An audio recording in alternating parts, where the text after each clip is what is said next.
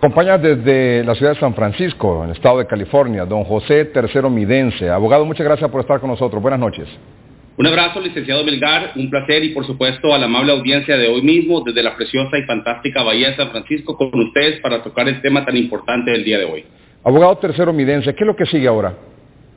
Número uno, hay que reconocer dos cosas importantes en el procedimiento de Estados Unidos. Hay una materia que se llama evidencias y en ese sentido deja de ser importante en este momento, licenciado Melgar, el juez, el fiscal y el jurado, y pasa a ser importante lo que se llama el oficial Federal, el Federal Officer Services, que es el que va a constituir un informe que se llama el Present Sentence Report. El Present Sentencing Report significa que recolecta toda la historia de la persona que está en mención en este momento, desde el nacimiento del día de hoy, para poder formarle al juez que durante esa investigación, esa interrogación que va a tener con la persona condenada el día de hoy, va a ser la base sólida, licenciado Melgar, para poder hacer la sentencia. El juez se tiene que basar en ese informe, que lo tendrá que discutir en los primeros 30 días, que hace el informe del Federal Service Officer, que es un oficial que depende del Departamento de Justicia, pero es independiente y autónomo. Y en ese sentido, una vez que el oficial hace el interrogatorio, ordena a que se haga ese manual, ese oficial, que es un libro, en donde el juez se le proporciona las tres partes las tienen con él. Número uno, el fiscal, el abogado de la defensa y el juez. En ese sentido, se reúnen los tres para discutir si en ese manual existe una objeción parte de la defensa que indica dos cosas: rebajar un poco la pena o aumentarla. Es decir, en base a ese informe, en base a ese reporte al cual tiene acceso la defensa y la fiscalía, el juez va a decidir la sentencia. Seguro. Hay un tema en Estados Unidos, una materia que se llama evidencia, como lo decía, que en Honduras y en Centroamérica y Latinoamérica no existe. Una vez que la sentencia se da, se pasa lo que es el pre-judgment, que se le entrega al oficial.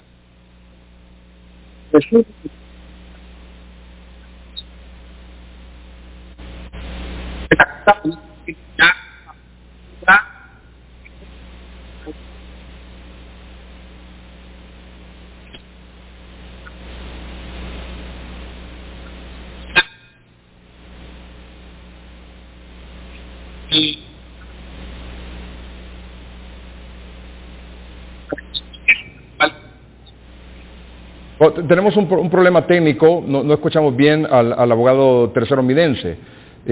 Vamos a tratar de establecer una mejor comunicación. Abogado José Tercero Midense, ¿me escucha bien ahora?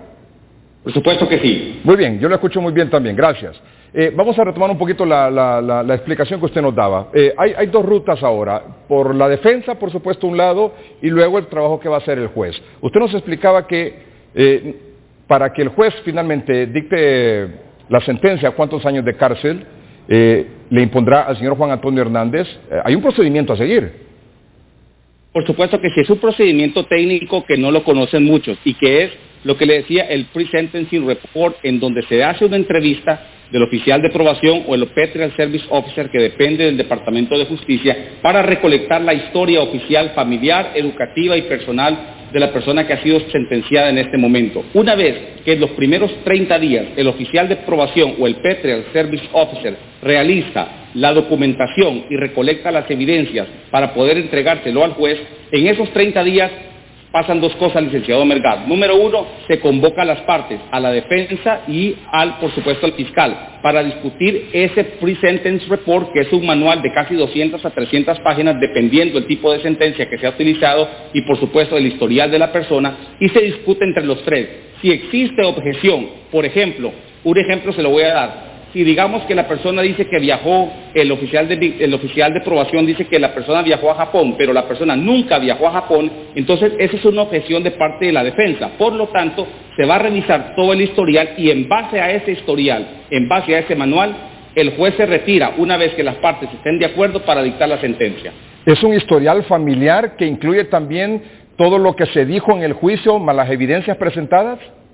Correctamente. En la parte final dice lo que es la declaración de los testigos, que por supuesto existen dos términos importantes, lo que se llama el direct evidence, circumstantial evidence y relevant evidence. En Honduras todavía no tienen esa terminología del direct evidence, que son el testimonio de las personas, y que desafortunadamente los abogados de la defensa no atacaron el prior inconsistent statement, que se llama cuando usted da una declaración fuera de la corte y la da dentro de la corte, hay una inconsistencia, y ellos atacaron directamente el carácter moral de la persona que no estaba, por supuesto, en mención. Y en este caso, licenciado Melgar, se toma en cuenta lo que usted decía. Número uno, todo el historial, el récord criminal de la persona, las declaraciones de algunos de los testigos, pero lo más importante es el comportamiento, la educación, la familia y las relaciones que tuvo la persona sentenciada el día de hoy.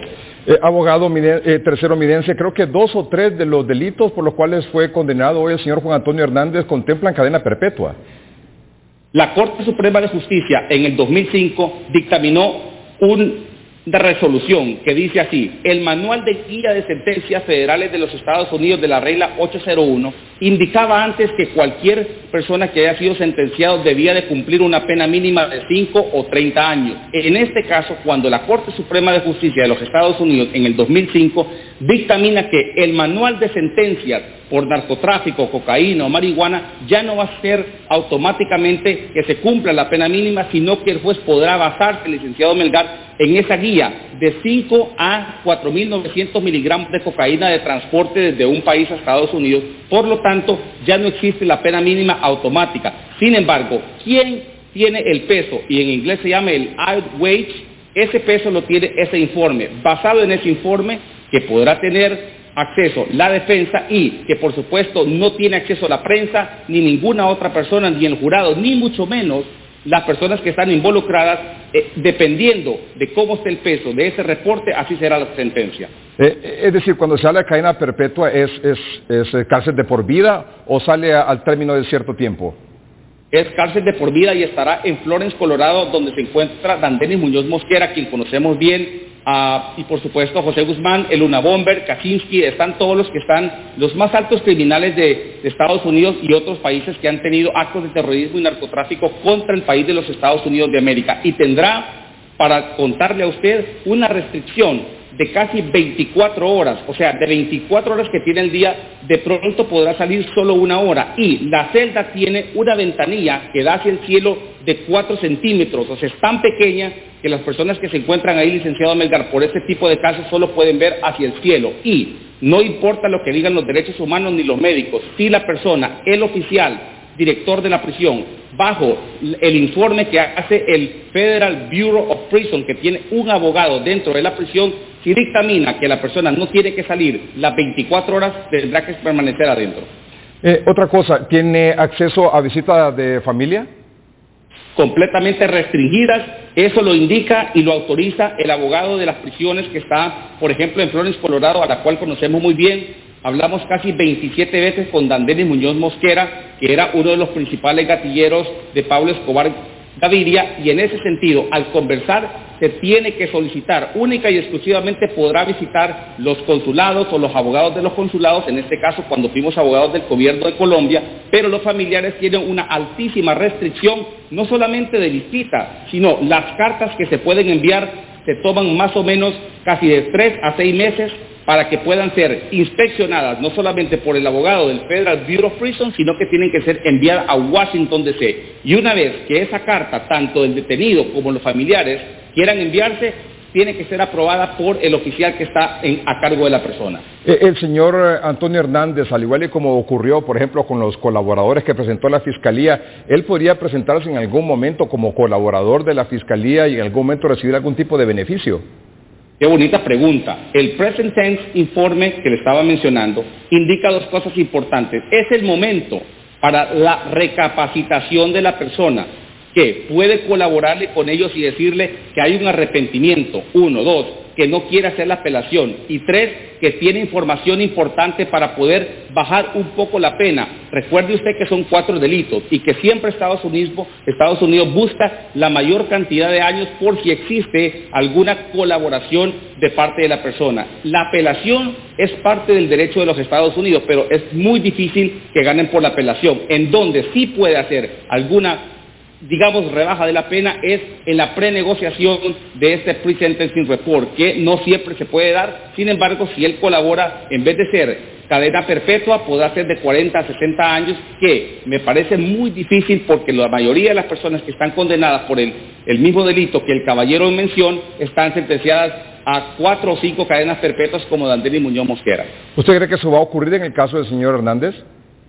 A mí me parece porque José Naranjo y Dandenis Muñoz Mosquera y otras personas de Colombia que están sentenciadas por la misma colaboración y por la conspiración del tráfico de drogas, puede ser que si tiene una información que le favorezca al gobierno de los Estados Unidos de América, puede ser que sea hasta 60 o 80 años. En el caso de Rafael Alfonso Palmera Pineda, un banquero colombiano que se declaró culpable en Estados Unidos, le dieron 60 años porque brindó información de quienes habían asesinado a unos ciudadanos norteamericanos en Bolivia, incluyéndolo a él, que había participado. Por lo tanto, no existe una evidencia directa en contra del acusado en este momento, sino que como co-conspirador, y por ahí la defensa tiene que jugar un papel importante al momento de la sentencia. Abogado, muchas gracias por aceptar esta comunicación y compartirnos su opinión y toda esta información en relación a lo que sigue ahora después de este veredicto de culpabilidad contra el señor Juan Antonio Hernández.